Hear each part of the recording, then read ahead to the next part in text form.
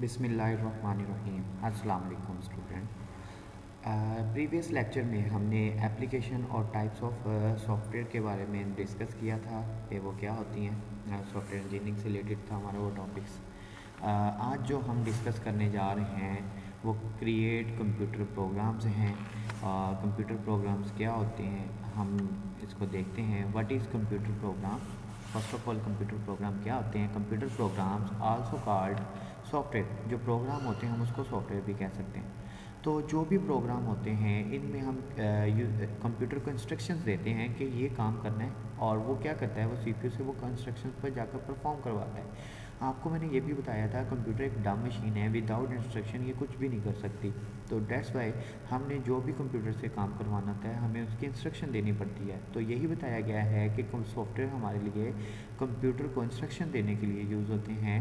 तो हमारे पास जो सीपीयू है वो परफॉर्म करता है किस पे? इंस्ट्रक्शन पे। हमारे पास 3 टाइप्स जो हैं वो प्रोग्राम्स हैं। सबसे पहले ऑपरेटिंग सिस्टम जो हमारे कंप्यूटर को मैनेज करता है, हमारे हार्डवेयर को मैनेज करता है, हमारे कंप्यूटर के रिसोर्सेज को मैनेज करता है। यूटिलिटी जो सपोर्टेड होते हैं कंप्यूटर के, जैसे एंटीवायरस कह लें, तो ये हमारे पास बैकअप कह लेंगे, हमारे पास होते हैं कंप्यूटर की मेंटेनेंस के लिए, कंप्यूटर को मैनेज करने के लिए, कंप्यूटर की परफॉर्मेंस बेटर करने के लिए। फिर आ जाते हैं हमारे पास एप्लीकेशन सॉफ्टवेयर। ऐसे सॉफ्टवेयर जो यूज़र की हेल्प के लिए इंस्टॉल होते हैं, इस तरह के सॉफ्टवेयर को हम एप्लीकेशन प्रोग्राम या एप्लीकेशन सॉफ्टवेयर का नाम देते हैं। तो ये हमने डिस्कस किया इसको बहुत अच्छे से, और इस लेक्चर में हम क्रिएट प्रोग्राम या सॉफ्टवेयर के वाले से बात करेंगे कि कौन कौन सी प्रोग्राम्स की लैंग्वेज में हम जाके ये सॉफ्टवेयर क्रिएट कर सकते हैं। उसके बाद नेक्स्ट जो हमारा टॉपिक होगा वो ऑपरेटिंग सिस्टम होगा। जी, जब भी हम कहते हैं software is stored in many files, जो जब भी सॉफ्टवेयर को हम इंस्टॉल करते हैं वो बहुत ज़्यादा फाइल्स के जाकर स्टोर हो जाता है। और ये फाइलें कहाँ होती हैं? हमारे पास सी ड्राइव में, या आपने कोई लोकेशन बताई होती है कि यहाँ पर इंस्टॉल करना है, तो उसी फोल्डर में ये सारी की सारी फाइलें एग्जिस्ट करती हैं। अगर इनमें से कोई फ़ाइल ना हो तो हमारा जो एप्लीकेशन सॉफ्टवेयर है या कोई भी प्रोग्राम है वो सही तरह से एग्जीक्यूट नहीं होगा। तो सबसे पहली जो फ़ाइल आती है हमारे पास वो आती है एग्जीक्यूटेबल फाइल। ये एक ऐसी फाइल है contain the structure for the CPU have extension of .exe और .com। तो ये ऐसी फाइल है जो हमारे सॉफ्टवेयर को या हमारे प्रोग्राम को चलाती है, और इस फाइल का नाम होता है exe फाइल, या इसकी एक्सटेंशन होती है exe। और यहाँ पर हमारे पास या .com हो सकती है, और इससे पहले फ़ाइल का नेम होगा, या सॉफ्टवेयर के नाम से होता है, जो भी सॉफ्टवेयर इंस्टॉल कर रहे हैं वो नेम होगा, और इसकी जो एक्सटेंशन होती है ये एग्जी होती है। एक्सटेंशन क्या है ये मैं आपको लास्ट लेक्चर में भी बताया था। एक्सटेंशन होती है हमारे पास पाथ कि किस फाइल ने किस सॉफ्टवेयर में या किस प्रोग्राम में जाकर चलना है। तो जैसे हम कहते हैं कि हमारे पास एक इमेज है, इमेज की भी एक हमारे पास होती है एक्सटेंशन होती है। जब भी हम इमेज को क्लिक करते हैं तो हमारे पास वो गैलरी में ओपन होती है, इट्स मीन्स उसने कहाँ चलना था? जाके गैलरी में। इसी तरह ऑडियो की होती है एक्सटेंशन, और ऑडियो को जब भी क्लिक करते हैं तो वो कहाँ चलता है? मीडिया प्लेयर में जाके चलता है। तो यहाँ पर ये एग्जी फाइल है, इट्स मीन्स ये सॉफ्टवेयर ने कहाँ, जहाँ पर ये प्रोग्राम इंस्टॉल है उस वहाँ से चलना है, एग्जीक्यूशन स्टार्ट हो जानी है। नेक्स्ट है हमारे पास डायनामिक लिंक लाइब्रेरीज। ये पार्शियल एग्जीक्यूटेबल फाइल्स होती हैं, और ये use to support executable file. ये एग्जीक्यूटेबल फाइल को क्या करती हैं? सपोर्ट करती हैं, और जिसकी एक्सटेंशन क्या है? .dll extension. ठीक है जी, ये हमारे पास सपोर्टेड फाइल्स होती हैं। नेक्स्ट वन आ जाता है हमारे पास इनिशियलाइजेशन फाइल्स। ये हमारे पास जब भी हम सॉफ्टवेयर को इंस्टॉल करते हैं या कॉन्फ़िगरेशन करते हैं, सेटिंग करते हैं, उस वक्त हमारे पास ये फाइल्स क्रिएट होती हैं, और इसकी जो एक्सटेंशन होती है .ini होती है एक्सटेंशंस। तो ये contain configuration setting for the software. और मोस्टली तौर पर एरर जब आता है आपके सॉफ्टवेयर इंस्टॉल नहीं हो रहा था, तो आपकी जो इनिशियल फाइल्स हैं इसमें कोई ना कोई प्रॉब्लम होती है। Modern computer use registry. ठीक है, लास्ट वन हमारे पास कौन सी है जी? सॉरी, हेल्प फाइल्स है। हेल्प फाइल क्या होती है? मतलब आपके सॉफ्टवेयर में हेल्प करने के लिए, आपके इंस्ट्रक्शंस को चलाने के, contain information about the software. इसमें क्या होती है कि आपके जो सॉफ्टवेयर है उसकी सारी सारी इन्फॉर्मेशन होती है कि किस तरह इस सॉफ्टवेयर को चलाना है, मैनेज करना है, क्या शॉर्ट कीज़ हो सकती हैं, या क्या कोई इंस्ट्रक्शंस हैं वो इसमें होती हैं। नेक्स्ट वन है हमारे पास इंफॉर्मेशन इंडेक्सेस एंड सर्चेबल। ठीक है, provide an online manual having .chm और .hlp, यानी ये इसकी एक्सटेंशन है। ये जब भी इसको हम ओपन करेंगे तो आपको ये कोई ना कोई इंस्ट्रक्शन या इन्फॉर्मेशन देगी अबाउट प्रोग्राम और सॉफ्टवेयर।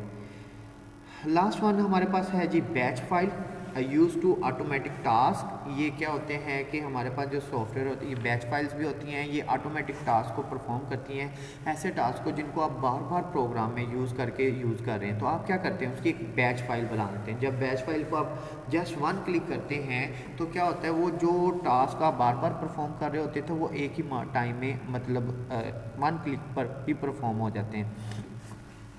तो इंशाल्लाह मैं इस लेक्चर के फौरी बाद आपको इसकी बैच फाइल की एक छोटी सी वीडियो बना के दिखाऊंगा, जिसमें आपको प्रैक्टिकली बैच फाइल बनाना आएगी और ये क्या काम करती है आप उसको भी सीखेंगे। तो इसकी जो एक्सटेंशन है वो .bat है। तो ये बैच फाइल है और आपको मैं इसकी वीडियो बना के दूँगा और आप देखेंगे इस लेक्चर के फौरी बाद ही, और वो हमारे यूट्यूब चैनल पर भी अवेलेबल होगी इस लेक्चर के फौरी बाद ही। तो बैच फाइल होती है कुछ ऑटोमेटिक टास्क को परफॉर्म करने के लिए। नेक्स्ट आ जाता है हार्डवेयर सॉफ्टवेयर इंट्रैक्शन कि हार्डवेयर और सॉफ्टवेयर के दरमियान इंट्रैक्शन कैसे होती है। देखिए, हार्डवेयर वो हमारे पास जो फिजिकल पार्ट होता है जिसको हम टेंजिबल पार्ट कहते हैं। सॉफ्टवेयर वो जो हमारे पास टेंजिबल नहीं होता बल्कि हमारे पास कोड की फॉर्म में रिटर्न होता है। तो कहते हैं software execute at the CPU level. जो सॉफ्टवेयर होते हैं वो CPU के एग्जीक्यूट लेवल पे चलते हैं। जैसे हमने कोई साउंड प्ले करना है तो कोड द प्ले साउंड, हम क्या करेंगे, कोड जनरेट करेंगे, किस लिए, साउंड को प्ले कराने के लिए, साउंड को प्ले करवाने के लिए। तो साउंड प्ले करेंगे तो ये एक इंटरप्ट जारी करेगा। किसको जारी करेगा, कोड जनरेट एंड इंटरप्ट किसको करेगा, CPU को करेगा। CPU tell the sound card, CPU क्या करेगा, साउंड कार्ड को बताएगा क्या करे, sound card play the file, वो फाइल प्ले कर दे जिसको हमने डबल क्लिक किया या चलाना चाह रहे हैं जिस सॉन्ग को भी। तो प्रोग्रामर क्रिएट द कोड। अब ये कोड कौन बनाता है, प्रोग्रामर बनाते हैं। तो इन फ्यूचर आप लोग जब कोड प्रोग्रामिंग सीख जाएंगे तो आप भी प्रोग्रामर होंगे। तो हमारे पास अब नेक्स्ट वन है हमारे पास के वर्ड आया कोड के सॉफ्टवेयर हार्डवेयर इंस्ट्रक्शन में कोड क्या करता है। कोड होती है statement written in a programming language.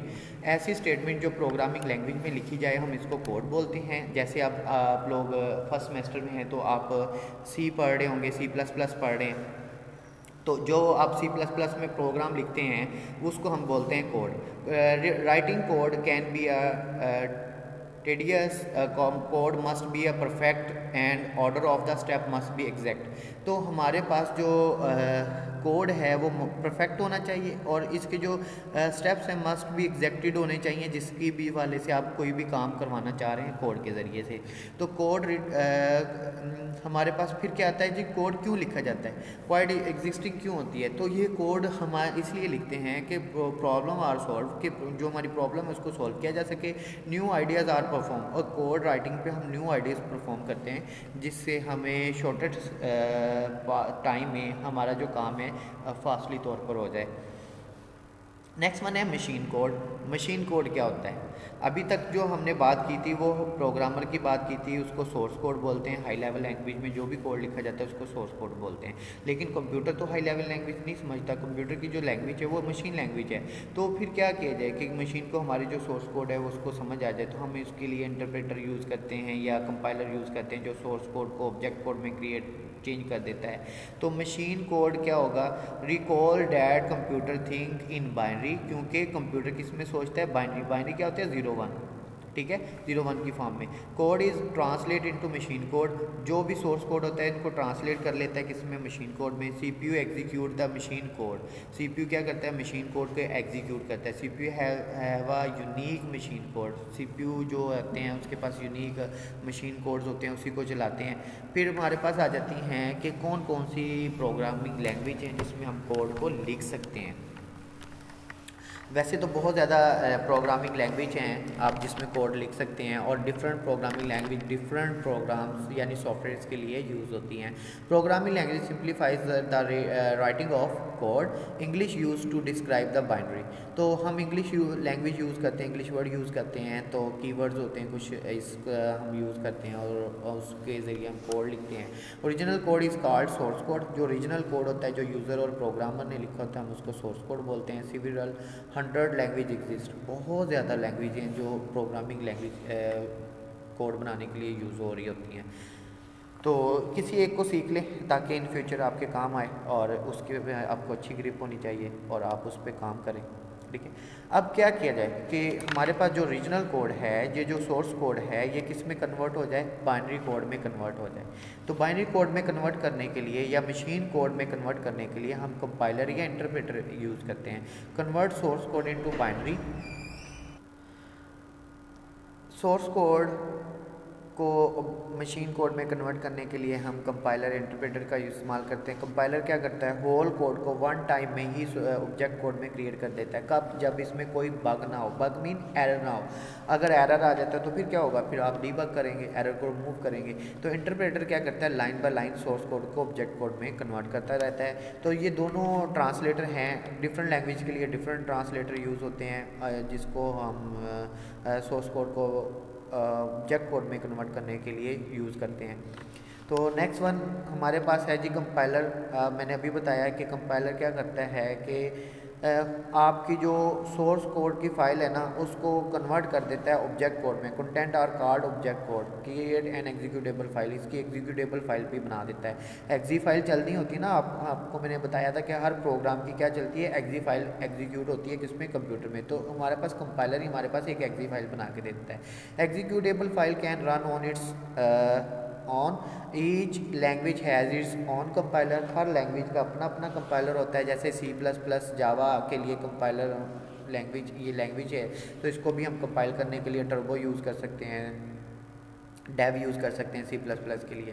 तो आप लोग डेव कर रहे हैं। इंटरप्रेटर क्या होगा, ये भी हमारे पास सोर्स प्रोग्राम को ऑब्जेक्ट प्रोग्राम में कन्वर्ट करने के लिए होता है, लेकिन run a programme one line at a time. ये एक लाइन को एक मरतबा ही कन्वर्ट करता है ऑब्जेक्ट कोड में 1 by 1, और जैसे ही एरर आता है आपको बताता है और एरर को डीबग करवाता है और फिर उसके बाद आगे कंटिन्यू करता है। More flexible than compiler. Flexible क्यों है जी, उसमें वो होल कोड को रीड करके बताता है एरर, हमें फिर पूरे कोड में से एरर देखने पड़ते हैं।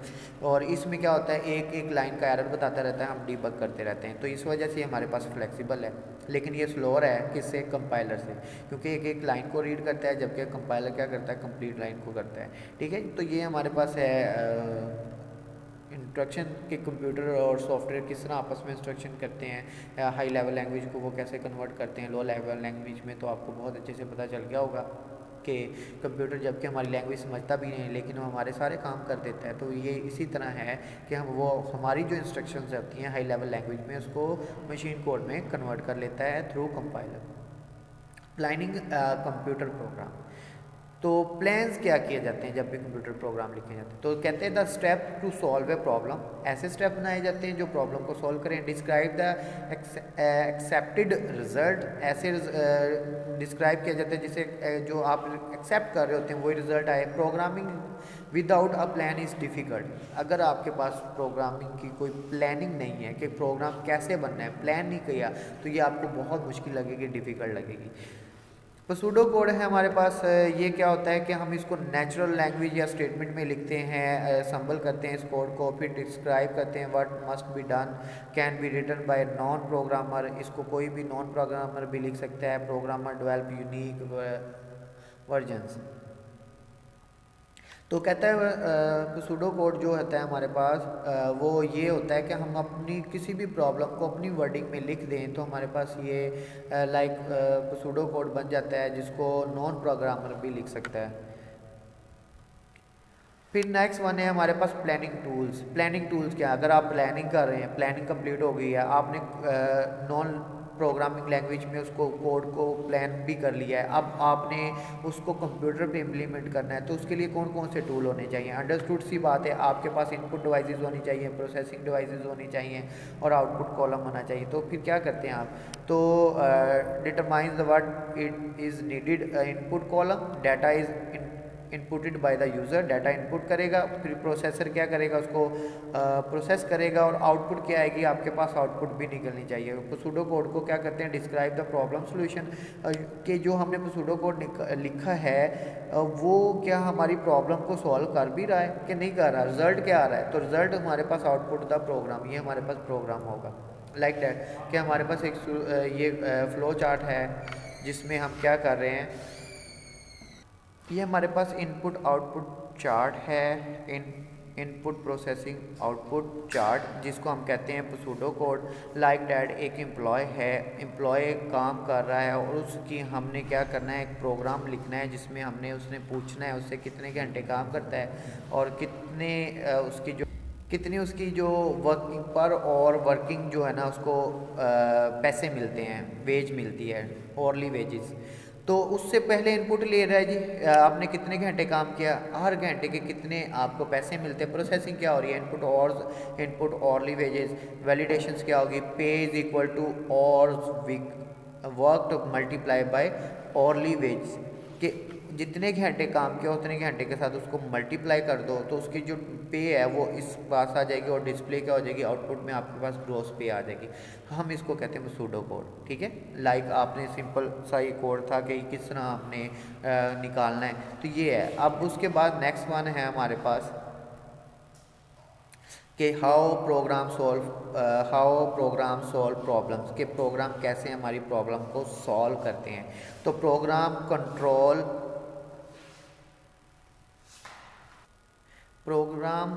फ्लो ऑर्डर है, प्रोग्राम स्टेटमेंट आर एग्जीक्यूटेड, के स्टेटमेंट को एग्जीक्यूट करता है, टिपिकली एग्जीक्यूटेड इन ऑर्डर में एग्जीक्यूट किया जाता है। Construct can change the flow, decision statement और लूप्स, इसमें हमारे पास डिसीजन स्टेटमेंट होती हैं जिसमें हम कंडीशंस अप्लाई करते हैं। लूप्स क्या होती हैं, रेपिटेशंस होती हैं, किसी चीज़ को बार बार रिपीट करना। तो लाइक दैट हमारे पास एल्गोरिदम्स क्या होते हैं, किसी भी प्रोग्राम को स्टेप बाय स्टेप सॉल्व करना हमारे पास एल्गोरिदम कहलाता है, या किसी भी प्रॉब्लम्स को स्टेप बाय स्टेप सॉल्व करना हमारे पास एल्गोरिदम कहलाता है। Set of steps always lead to solution, steps always the same, ठीक है। Flow chart can describe algorithm, structure tool for the driving algorithm appear in all programs, के algorithm जो होती हैं वो हर प्रोग्राम में अप्लाई किए जा सकते हैं, ठीक है, सॉफ्टवेयर में। तो ये हमारे पास फ्लो चार्ट है। Go to first stop and get height are the हमारे पास कंडीशन है। तो अगर हमारे पास ये कंडीशन ट्रू हो रही है तो ये कंटिन्यू करेगा, अगर ये फॉल्स हो रही है तो ये स्टॉप तरफ चला जाएगा, ठीक है। तो ये हमारे पास फ्लो चार्ट था। ह्यूरिस्टिक क्या होती है, जिसमें आपको मालूमात हो, पता हो। ह्यूरिस्टिक का मतलब होता है इन्फॉर्म्ड, ठीक है। सेट ऑफ स्टेप्स जो कि आपको इन्फॉर्म्ड है। Solution is usually founded and solution may not be optimal used when algorithm fail. तो हमारे पास क्या करते हैं कि हम ह्यूरिस्टिक सर्च को अप्लाई करते हैं, जिसमें हमारे पास पता होता है इस प्रॉब्लम को कैसे सॉल्व किया जाना है और किस तरीके से सॉल्व होना है। तो हम उस के जो स्टेप्स हैं उसको लिख देते हैं, हम एल्गोरिदम में अप्लाई हो जाते हैं। एल्गोरिदम इज़ नॉन एग्जिस्टेंट और टूल कम्प्लेक्स, इसके लिए कोई भी हमारे पास टूल की ज़रूरत नहीं होती है, जस्ट हम इसको रफ पेज पे किसी भी पेपर वर्क पे लिख सकते हैं। Appear in more complex application, data mining and antivirus software, तो ये इसके लिए भी हम लिख सकते हैं। अब आ जाता है कि प्रोग्रामिंग की जो टाइप्स हैं वो किस तरह की हो सकती हैं। अभी हमने देखा था स्टार्ट में कि प्रोग्राम क्या होते हैं, फिर फाइल्स क्या होती हैं, फिर हमने देखा इंस्ट्रक्शन कैसे होता है, थर्ड वन फिर हमने देखा प्लानिंग कैसे की जाती है, फिर उसके बाद इम्प्लीमेंटेशन कैसे होती है। अब हम देख रहे हैं स्ट्रक्चर प्रोग्रामिंग क्या होती है। स्ट्रक्चर प्रोग्रामिंग वो होती है जिसमें आप अपने कोड को स्मॉलर पीस ऑफ कोड में कन्वर्ट कर लेते हैं और उसको वन बाय वन क्या करता है, वो कोड आपकी जो प्रॉब्लम है उसको सॉल्व कर रहा होता है। इसमें हम एक कंटिन्यूसली प्रोग्राम नहीं लिख रहे होते, बल्कि इस कोड को हम स्मॉलर पीस में कन्वर्ट कर लेते हैं। लाइक फंक्शन बना लेते हैं और उसको हम बार बार कॉल करते हैं और यूज़ करते रहते हैं। तो अगर हमें प्रॉब्लम आती है किसी भी किस्म की तो हम पूरे प्रोग्राम को नहीं देखते, सिर्फ उस फंक्शन को देखते हैं जिसकी वजह से वो प्रॉब्लम आ रही है। तो programming use in defined structures create easy to read code, program are efficient and run fast, civil defined structure. तो हमारे पास स्ट्रक्चर, ये दो तरह की प्रोग्राम होती है, एक अनस्ट्रक्चर्ड होती है, एक स्ट्रक्चर्ड होती है। हम जो प्रोग्रामर होते हैं वो स्ट्रक्चर लैंग्वेज को यूज़ करते हैं। फिर हमारे पास आ जाती है सीक्वेंस स्ट्रक्चर। सीक्वेंस क्या होती है, जिसमें हम प्रोग्राम एक तरतीब के साथ लिखते हैं, जिसमें सारी की सारी इंस्ट्रक्शन वन बाय वन एक फ़्लो के साथ एग्जीक्यूट होती हैं। Describe the flow of program, typically execute in order, ये एक ऑर्डर में एग्जीक्यूट होती हैं। Branch statement allow multiple follows. तो हमारे पास ये जो सीक्वेंस प्रोग्रामिंग होती है, जितनी भी नंबर ऑफ लाइन है कोड की, वो वन बाय वन सब रीड आउट करेगा कंपाइलर इसको, और फिर एग्जीक्यूट करेगा। सिलेक्शन स्टेटमेंट क्या होती है, लाइक आपने सी में C++ में इफ़ एल्स पढ़ा होगा, जिसमें हम सिलेक्शन करते हैं, जिसमें हम कंडीशन की बेस पर सिलेक्शन करते हैं किस पार्ट ने एग्जीक्यूट होना है। ठीक है, तो किस पार्ट ने एग्जीक्यूट होना है। तो आल्सो कॉल्ड कंडीशनल स्टेटमेंट, इसको कंडीशनल स्टेटमेंट भी कहा जाता है। और फिर हम कहते हैं परफॉर्म अ ट्रू और फॉल्स टेस्ट। तो ये किस बेस पे परफॉर्म करता है, ट्रू और फॉल्स की बेस पे। Determine which code the execute next, कि ये डिटरमाइन करता है किस कोड ने एग्जीक्यूट होना है। तो आपने देखा होगा इफ़ एल्स में कंडीशन ट्रू होती है तो इफ़ वाला पार्ट एग्जीक्यूट होता है, सिलेक्शन किसकी हुई, इफ़ बॉडी की। अगर कंडीशन फॉल्स होती है तो एल्स वाला पार्ट एग्जीक्यूट होता है, तो किसकी सिलेक्शन हुई, एल्स के प्रोग्राम की बॉडी की। तो हम इसको बोलते हैं सिलेक्शन स्टेटमेंट। नेक्स्ट वन है हमारे पास रिपीटेशन, जिसमें लूप्स आ जाते हैं। किसी चीज़ को हमने बार बार रिपीट करना हो अनटिल के हमारी रिक्वायरमेंट पूरी ना हो जाए, तो ये कोड क्या होता है, रिपीटेशन होती रहती हैं। कब तक रिपीटेशन हो जाती है, जब तक हमारी कंडीशन क्या हो रही होती है, ट्रू हो रही होती है। तो लाइक डैट हमने यहाँ से इंस्ट्रक्शन दी और ये कंडीशन पे आया, कंडीशन ट्रू है तो हम इसको चलाएंगे गेट कॉफ़ी, और कंडीशन फॉल्स है तो हम यहाँ पर चले जाएंगे मेक कॉफ़ी। अगेन कब तक चलती रहेगी, जब तक कंडीशन हमारी ट्रू होती रह रही है। जब तक कंडीशन फॉल्स हो गई तो फौरी हम बाहर आ जाएंगे। तो ये हमारे पास लूपिंग होती है और वैल्यू को रेपिटेशन करने के लिए यूज़ होती है। नेक्स्ट हमारे पास जो प्रोग्रामिंग है वो ऑब्जेक्ट ओरिएंटेड प्रोग्रामिंग है, जिसे हम ऊप भी कहते हैं, इज आल्सो नोन एज ऊप। इनहांस स्ट्रक्चर प्रोग्रामिंग, आजकल जो प्रोग्रामिंग इनहांस हुई है उसकी ये जो स्ट्रक्चर प्रोग्रामिंग है वो ऊप है हमारे पास। तो मेथड ऑफ प्रोग्रामिंग क्या होगा कि हम इसमें हर एक ऑब्जेक्ट के क्या करते हैं, काम करते हैं, ऑब्जेक्ट बेस पे काम होता है। तो हम क्या करते हैं कि फंक्शन बना लेते हैं। जैसे हमने कहा ये एट्रीब्यूट्स हैं, एट्रीब्यूट क्या है, इसका कलर क्या है, रेड, इसके डोर कितने 4, इसके टायर कितने ब्लैक। ठीक है, ये इसके एट्रीब्यूट्स हैं। फंक्शन क्या होगा कि मूव्स कर सकते हैं, फॉरवर्ड कर सकते हैं, टर्न कर सकते हैं, स्टॉप कर सकते हैं, ये इसके फंक्शन हो गए। ठीक है, फिर इनकैप्सुलेट क्या होगी कि टायर क्या होगी, चेसी नंबर क्या है, ड्राइव ट्रेन क्या है, ये हमारे पास इसके इनकैप्सुलेट आ जाएंगे। तो ये हमारे पास प्रोग्रामिंग है। हम इसमें स्मॉल फंक्शंस बना देते हैं, उस पर काम करते हैं और फिर ऑब्जेक्ट्स के वाले से बात करते हैं क्या क्या इसके ऑब्जेक्ट्स होंगे। ठीक है, नेक्स्ट वन है हमारे पास code reuse. Code reuse, code is use in many project. क्या कोड को दोबारा इस्तेमाल किया जा सकता है, यस, कोड को बहुत ज़्यादा, अगर सेम फीचर आ रहे हैं किसी प्रोग्राम में तो हम जो ऑलरेडी प्रोग्राम बना चुके हैं हम उसी के कोड ऑफ इंस्ट्रक्शंस को कॉपी करते हैं और उसी नेक्स्ट प्रोजेक्ट में भी हम यूज़ कर सकते हैं। तो कहते हैं code use in many projects, speed up program development. इससे क्या होगी, तो आपकी जो प्रोग्राम बन रहा है उसकी स्पीड इंक्रीज़ हो जाएगी, सिंप्लीफाइज प्रोग्राम डेवलपमेंट, और आसानी से बन जाए क्योंकि ऑलरेडी आप इस पर काम कर चुके हैं। फिर आ जाती है डेवलप्स ऑब्जेक्ट क्या होते हैं ऊप में। All real word atoms are objects, के रियल वर्ड्स जो भी हैं हम उसको ऑब्जेक्ट्स बोलते हैं। Anything in the real word is called object. तो OOP develop a code versions contain data about the atom, contain functionality, object encapsulate both into one package। तो इसमें हम इन सब चीज़ों को देखते हैं जिसके ज़रिए से हम क्या करते हैं, प्रोग्राम लिखते हैं, कोड लिखते हैं कि किस ऑब्जेक्ट ने क्या काम करना है। ठीक है, और किस तरह का हमने इसको कोड देना है और किस एटम के वाले से हमने क्या काम करवाना है। लाइक डोर का काम क्या है, वो ओपन होंगे और क्लोज होंगे। टायर का क्या काम है, वो रोटेशंस करेंगे, तो लूप वाला काम परफॉर्म करेंगे कि चलते रहें। कब तक चलते रहे, जब तक हम इसको इंस्ट्रक्शन नहीं दे देते स्टॉप की। ठीक है, तो आज के लिए इतना ही था हमारे पास इस लेक्चर को अच्छे से देखिएगा। ये 2 लेक्चर हैं, लास्ट लेक्चर और आज वाला लेक्चर कंबाइन करके हुए हैं, इस वजह से थोड़ा सा टाइम इंक्रीज़ कर हो गया होगा, लेकिन बहुत इम्पोर्टेंट लेक्चर है एग्ज़ाम पॉइंट ऑफ व्यू से, तो इसको ज़रूर देखें। अगर आपको कोई प्रॉब्लम है, कोई समझ नहीं आ रही, तो आप मुझसे रब्ता कर सकते हैं, ठीक है। और इंशाल्लाह we will meet you in next lecture, wish is best of luck. अल्लाह हाफिज़।